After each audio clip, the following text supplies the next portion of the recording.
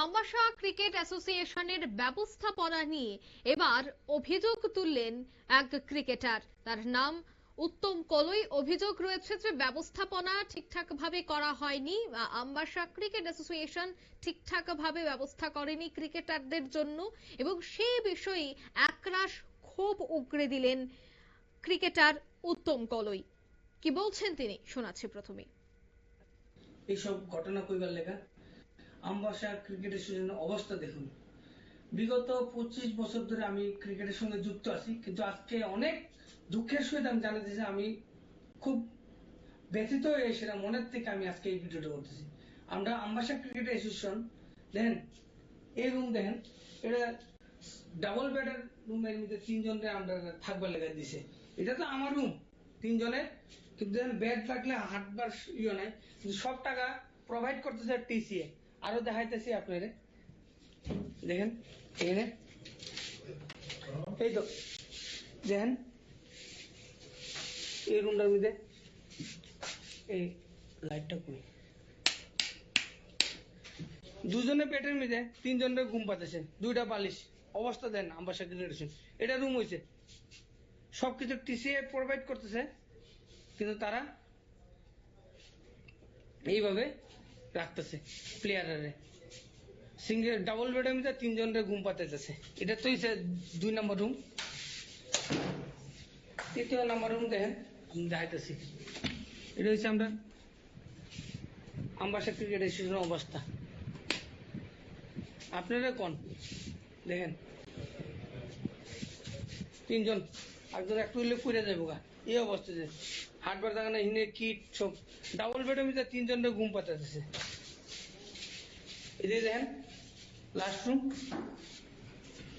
এখানে দেখেন প্লেয়ারের পাও বাইরে রয়েছে। এরা আমবাসা ক্রিকেটের এই অবস্থা। সব টাকা টিসিএ প্রোভাইড করে, তারা রুম দিতে পারে না। আমরা অনেক দুঃখের সহিত আমি আজকে কইতাছি, মানে প্রত্যেক পাতাইরা ঘুমাইতেছে, দেখেন ডাবল বেডের মধ্যে 3 জনের ঘুম পাতেছে, তারা বলে প্রোভাইড করতে না, রুম নাই। আপনারা শুনলেন সেই অভিযোগ। তবে এই অভিযোগ সরাসরি খণ্ডন করলো আমবাসা ক্রিকেট অ্যাসোসিয়েশন।